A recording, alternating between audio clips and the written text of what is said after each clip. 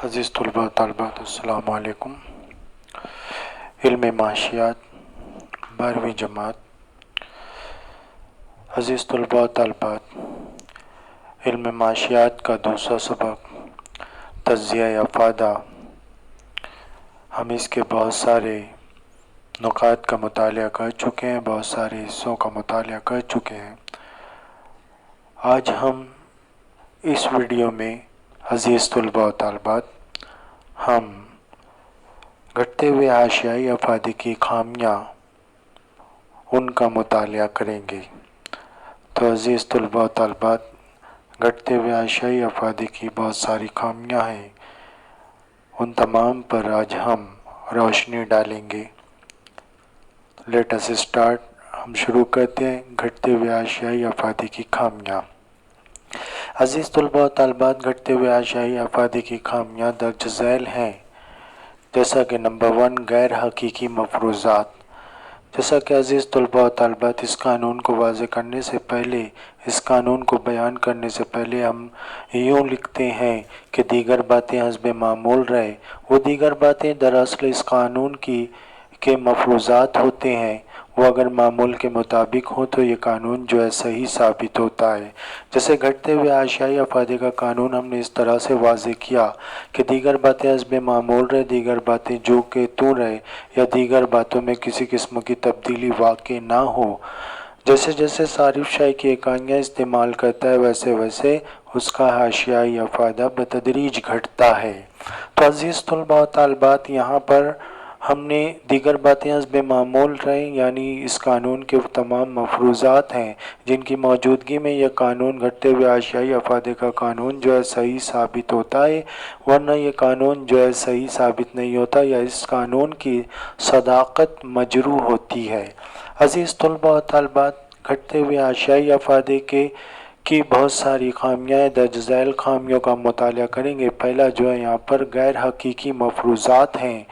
गैर हकीकी मफरूज़ात यानी घटते हुए हाशियाई अफ़ादे में के जो मफरूज़ात हैं, जो शराइत रखी गई हैं, उसमें से बहुत सारी शराइत जो है गैर हकीकी हैं। गैर हकीकी हैं यानी जिनका हकीकत से कोई ताल्लुक़ नहीं है। तो आइए देखते हैं हम। हाशियाई अफ़ादे का कानून मुख्तलिफ़ मफरूज़ात पर मबनी है।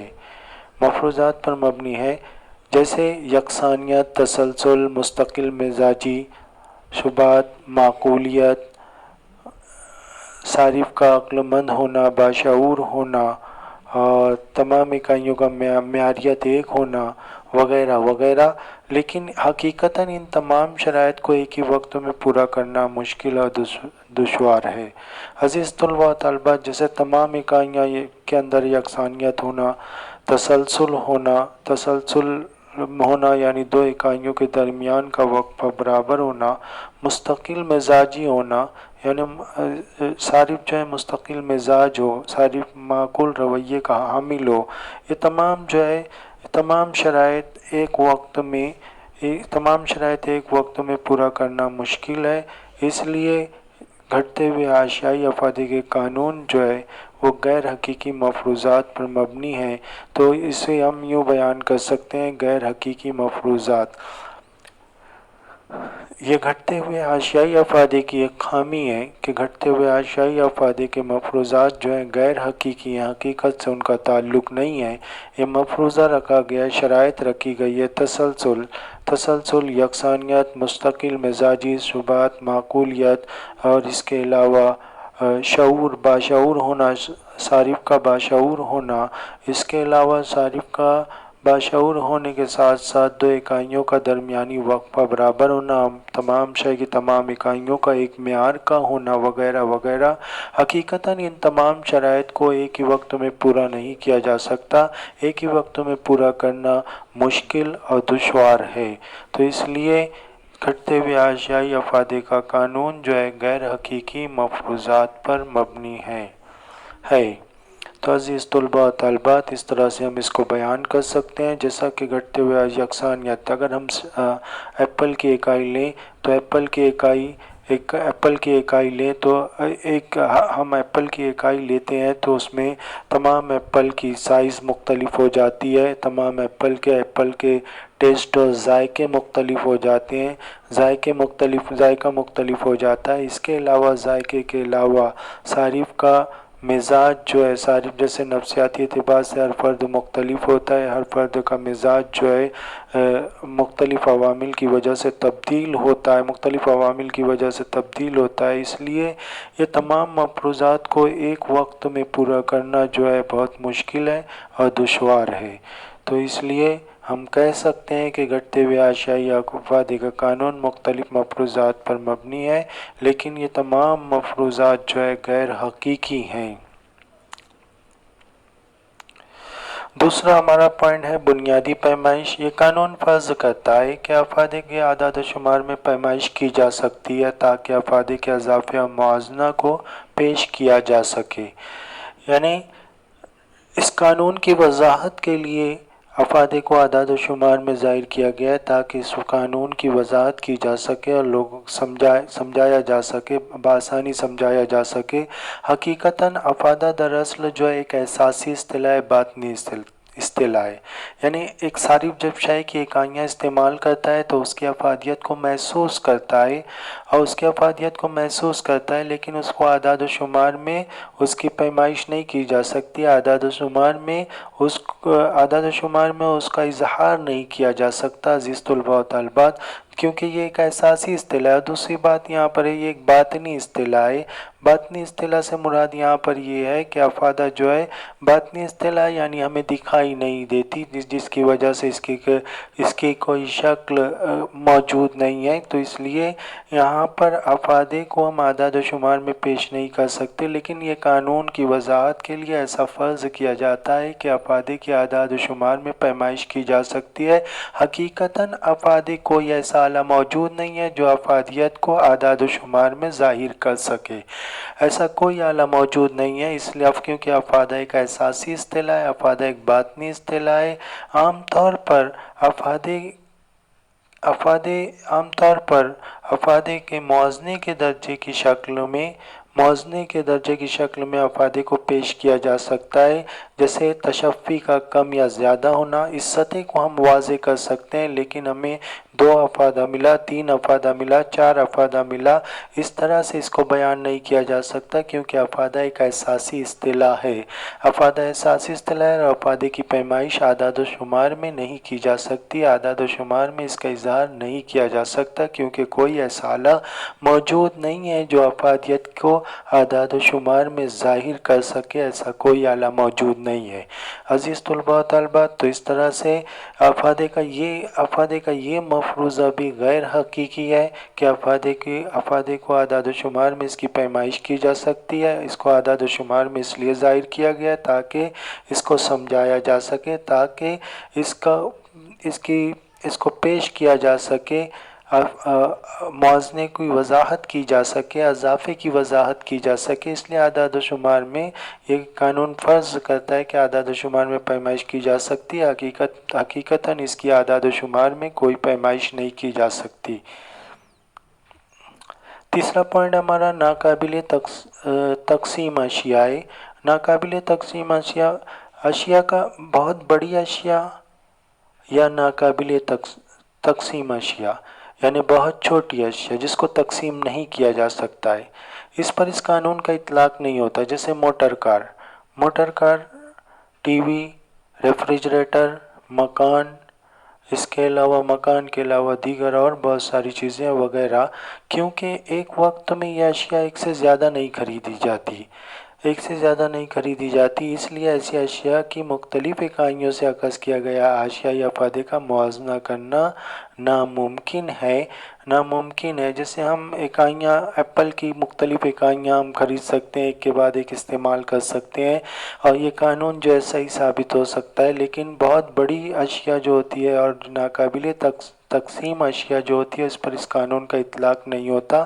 تو یہ بھی اس قانون کی ایک خامی ہے کہ اشیاء کا بہت بڑا ہونا یا ناقابل تقسیم ہونا جس کے نتیجے میں اس قانون کا اطلاق نہیں ہوتا، جیسے موٹر کار، ٹیلی ویژن، مکان ہے، بائک ہے، مختلف چیزیں جو زندگی میں ہم ایک بار خریدتے ہیں، یعنی بار بار نہیں خریدتے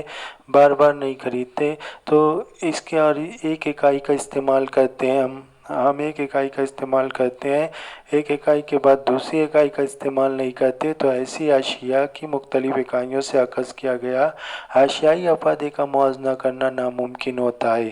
تو سمپلی آپ اس کو اس طرح سے سمجھ سکتے ہیں کہ شے کا بہت بڑا ہونا اور بہت چھوٹا ہونا، اس کی وجہ سے اس قانون کا اطلاق نہیں ہوتا، اور بہت ساری اشیاء جو ہے پائیدار ہوتی ہے جسے زندگی میں ہم ایک بار خریدتے ہیں، موٹر، ٹیلی ویژن، مکان اور دیگر چیزیں، ان چیزوں کو ایک وقت میں ایک سے زیادہ نہیں خریدا جاتا، اس لیے ایسی اشیاء کی مختلف اکائیوں سے اخذ کیا گیا اشیائی افادے کا موازنہ کرنا ناممکن ہوتا ہے۔